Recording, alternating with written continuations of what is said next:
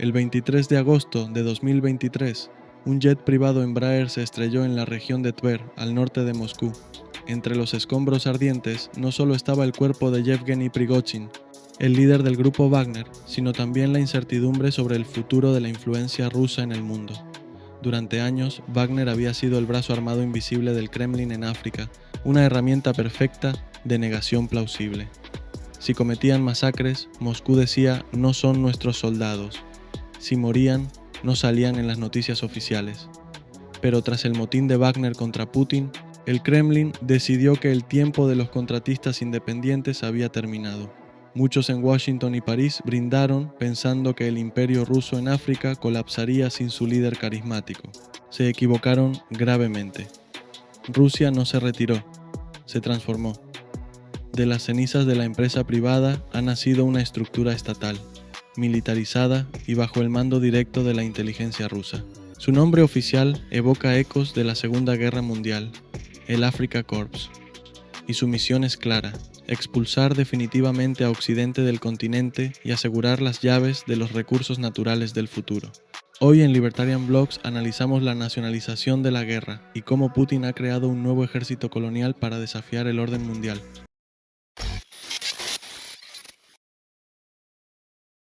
Para entender por qué Rusia está ganando terreno tan rápido, primero debemos ser honestos sobre el fracaso de Occidente. Durante la última década, Francia mantuvo la operación Barkhane en el Sahel, un despliegue militar masivo destinado a combatir el yihadismo en sus antiguas colonias. Pero para la población local de Malí, Burkina Faso y Níger, los resultados fueron desastrosos. El terrorismo no disminuyó, la economía no mejoró, y la presencia de soldados franceses empezó a verse no como una ayuda, sino como una ocupación neocolonial arrogante. El sentimiento antifrancés creció como la espuma. Y aquí es donde Rusia jugó su carta maestra. No entraron con tanques, entraron con banderas y narrativas. Utilizando una red de propaganda sofisticada, convencieron a la población y a las élites militares de que Rusia era el verdadero socio antiimperialista. Cuando los militares locales dieron golpes de estado en estos tres países, expulsaron a los embajadores franceses y cerraron las bases estadounidenses. Pero un dictador necesita seguridad, necesita a alguien que lo proteja de sus propios ciudadanos y de los terroristas. Y con Occidente fuera, solo había un número al cual llamar: Moscú. El Afrika Korps no llegó invadiendo. Llegó invitado, caminando sobre la alfombra roja que el fracaso de la política exterior europea les extendió. Pero, ¿qué diferencia hay entre el viejo Wagner y el nuevo Afrika Korps? La diferencia es crucial para entender el juego de poder. Wagner era un negocio privado con fines de lucro. El Afrika Korps es una extensión del Ministerio de Defensa ruso. Tras la muerte de Prigozhin, el viceministro de Defensa ruso, el general Yunusbek Yevkurov, viajó personalmente a Libia, Malí y Burkina Faso. Su mensaje a los líderes africanos fue simple: el chef ha muerto, pero el restaurante sigue abierto bajo nueva gerencia. El Kremlin ejecutó una toma hostil corporativa. Absorbieron a los combatientes de Wagner, obligándoles a firmar contratos oficiales con el ejército ruso o irse a casa. Se estima que entre el 60 y el 70% de la plantilla actual son ex-mercenarios de Wagner reciclados. Ahora tienen rangos oficiales, logística del Estado y el respaldo directo del GRU.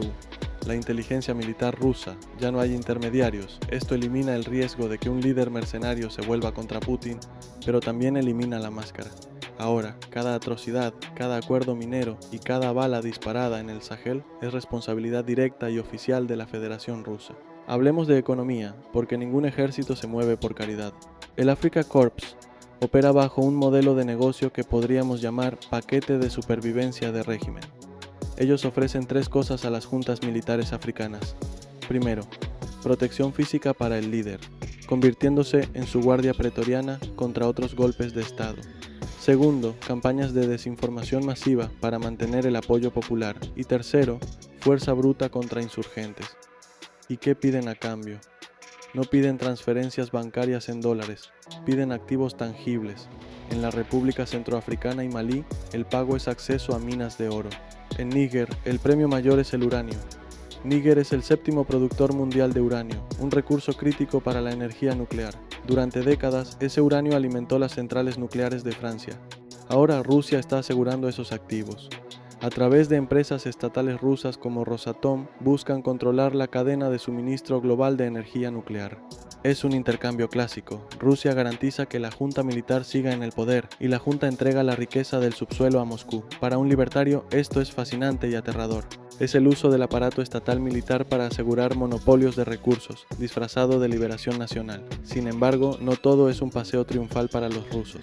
La propaganda los pinta como Terminators invencibles, pero la realidad en el terreno es mucho más sangrienta. En julio de 2024, el Afrika Korps sufrió su derrota más humillante en décadas. En una operación cerca de la frontera con Argelia, en Tinzahuatén, una columna combinada del ejército de Malí y el Afrika Korps cayó en una emboscada compleja ejecutada por rebeldes tuareg y grupos yihadistas. Las imágenes que circularon en Telegram fueron brutales. Decenas de operadores rusos de élite muertos en la arena, vehículos destruidos y prisioneros capturados. Se estima que murieron más de 80 rusos en un solo día, incluyendo a comandantes veteranos y al administrador del famoso canal de propaganda Grey Zone. Este desastre demostró que, aunque cambien el nombre de Wagner a Afrika Korps, los problemas siguen siendo los mismos. El terreno es hostil, la inteligencia falla y los enemigos locales son letales. Rusia está descubriendo, al igual que Francia y Estados Unidos antes que ellos, que es muy fácil entrar en África, pero es muy difícil salir victorioso de sus guerras eternas. El Afrika Korps es la apuesta geopolítica más agresiva de Putin fuera de Ucrania. Al consolidar una presencia militar oficial desde Libia en el norte hasta Sudán y el Sahel, Rusia está intentando construir un cinturón de control que le permita influir en los flujos migratorios hacia Europa y en los precios de las materias primas globales. Ya no se esconden en las sombras, es un desafío abierto. Para los países africanos, la historia parece repetirse en un ciclo trágico. Expulsaron a una potencia colonial occidental solo para invitar a otra potencia imperial del este. Cambiaron la bandera tricolor francesa por la tricolor rusa, pero la dinámica de extracción de recursos y dependencia militar se mantiene intacta. La libertad real, la que viene del libre comercio, instituciones sólidas y soberanía individual, sigue estando ausente en la ecuación. Rusia ha llegado para quedarse y el Afrika Korps es su punta de lanza. La pregunta para los próximos años es: ¿podrá Rusia mantener financieramente dos guerras masivas, una en Ucrania y otra en África? ¿O terminará este nuevo cuerpo expedicionario colapsando bajo su propio peso imperial? Si te ha gustado este análisis profundo sobre la maquinaria de guerra moderna, revienta el botón de like.